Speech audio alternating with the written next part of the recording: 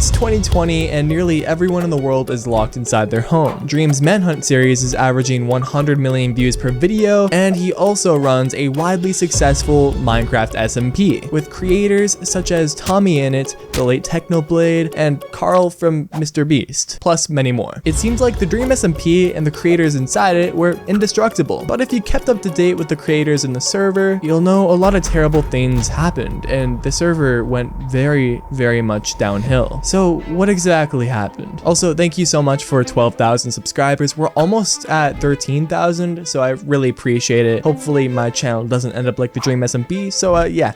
On April 24th, 2020, Dream, along with some friends, started a Minecraft server where they would roleplay a slightly improvised storyline. During all of this, the COVID-19 pandemic was at its worst, with nearly the entire globe locked indoors, leading to skyrocketing viewership for Dream and his SMP members. Alongside that, millions of people praised and adored the members inside the SMP. But if you know anything about the internet, anything that receives lots of love and support can also easily receive lots of hate and turn very toxic. On July 16th, Wilbur Soot joined the Minecraft server from a direct invite from Dream. And to make the server a little bit more interesting, Wilbur set a goal for himself to become one of the most influential and important members in the server. So to do that, he started a food truck business and convinced TommyInnit to join him. This is what the public will say. To them, this is our livelihood. We are just idle caravan drivers. But secretly on the side, they were selling illegal substances. Anyway,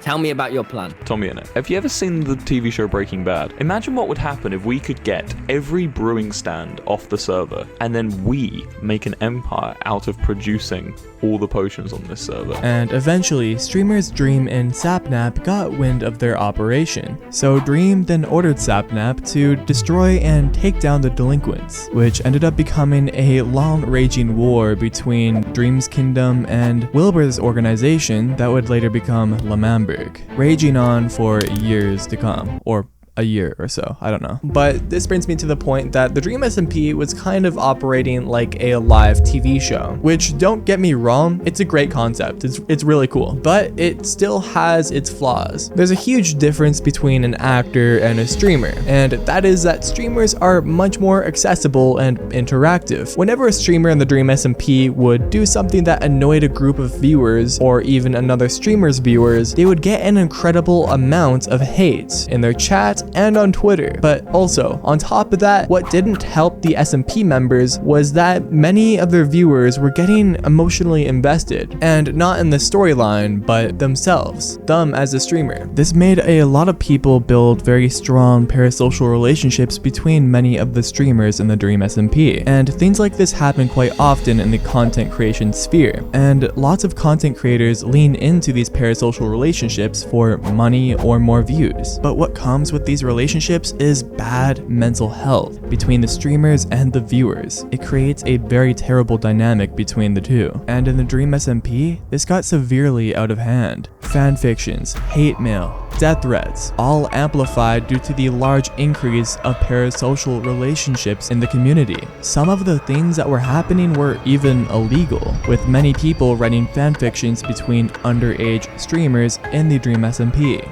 The commentary community experienced a boom of growth and popularity whenever they talked about the Dream SMP, because a lot of people in the Dream SMP community were acting very cringy online. And yes, I'm in the car now. Many videos of people dressed up in Dream SMP cosplay were starting to go viral, and well, the comment section in these cosplay videos, they were very rude. A very good example of how parasocial these communities were getting in the Dream SMP points towards a tweet made by a streamer named Corpse Husband, where he's very widely known for his deep and raspy voice. A lot of people in the community would sexualize him a lot and assume that he was very hot. It all came to a head when Corpse made a tweet of him simply breathing. The infamous corpse breath tweet. People will get mad at anything that's popular. I guarantee you I'm gonna get so much shit for literally breathing. They'd be like, oh my god, you guys are so obsessed with him. Like, look at it, he's just breathing, and then like, or he's trying to breathe super sexually, or like, it's literally just breathing, but people want to spin it to be that. A lot of people outside of the Dream SMP were laughing about how ridiculous it was that everyone on Twitter was fantasizing over this tweet. I mean, at the end of the day, it's just a guy breathing. Anyways, this tweet ended up going very viral. It was trending on Twitter. I think it was Twitter #1, maybe. I don't really know. I don't do research. You think I do research? The point is, hundreds of thousands of people were willing to go to war for these streamers.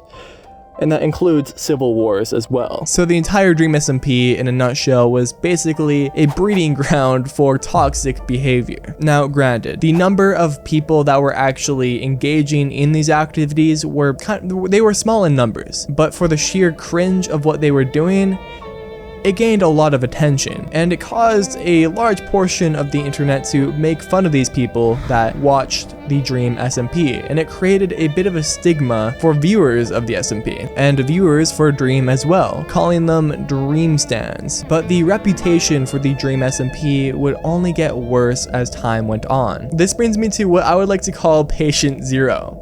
It's inappropriate, I know, but a little trend. I don't even want to call it a trend. It's really fucked up. A lot of this started with a streamer called Jakishi, and I'm sure some of you probably know what I'm about to talk about. Jakishi was a very small streamer with an average of like 90 viewers for his streams. But what's crazy is he kind of won the lottery when Dream invited him directly to the SMP. And well, attached with this was a $2,000 donation. It's not really necessary to add, but it's a large amount of money. And when Jakishi joined, they received a lot of love and a very warm welcome to the community with nothing but support. And Jakishi openly showed their gratitude for the opportunity of joining the SMP. Mind you, joining the SMP at this point was like winning the lottery. You're probably gonna make millions of dollars. But only 2 days after they joined the server, somebody on Twitter came out with allegations regarding their past experiences with Jakishi while they were a minor, which began to raise many alarm bells with the community. As the word spread, more and more people came out with their own experiences with Jakishi, and this quickly added up to a grand total of 41 people coming out with their own allegations regarding interactions with minors. Naturally, Jakishi responded to these allegations, and well, he confirmed that they were all true, which led Dream with no other choice but to kick out Jakishi from the server, as he wants to create a very safe and open community. But the challenges of keeping the server safe and open were only going to get more difficult, because only a few months later, a new member joined by the name of Manatreed. This guy only had one stream on the server, but somehow became one of the most notorious and controversial, I guess controversial isn't the right word to use. This guy had a lot of allegations come out about him very quickly, and these allegations would end up drastically shaking Dream's reputation. So, Manatreed was a faceless creator, just like Dream, and they both openly talked about how they knew each other in person and how they were childhood friends. They even joked about Manatreed just being Dream with a voice changer. Hello, how is everybody today? I am not Dream.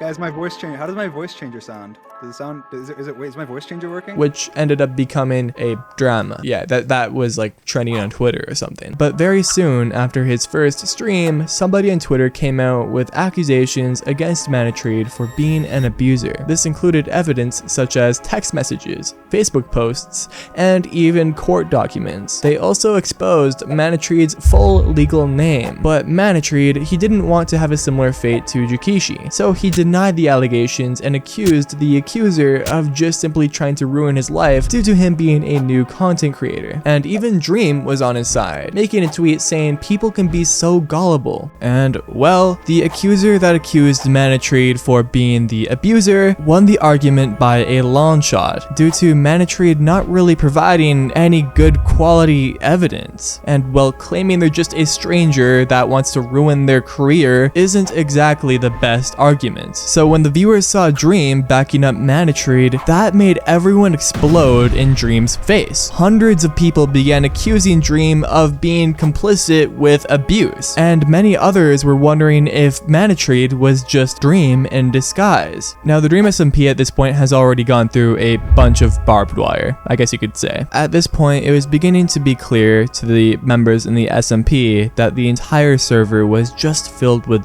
drama, with little to no substance. Many people who acted as pillars for the server began to drift as far away as they could from the Dream SMP. And I'm not in the friend group, I don't know what's going on behind the scenes, but by the looks of it, it looks like they have begun to resent Dream. And this was actually partly due to Dream resetting the Minecraft server for preparation for Season 2 of the Dream SMP, which the idea was to make everyone's characters forget their memories. But logically, that didn't sit well with many people, because they would have to forget their good friend Technoblade, who sadly passed away in March of 2021. And Technoblade, he was a very important member in the Dream SMP, by far one of the most influential members in the server.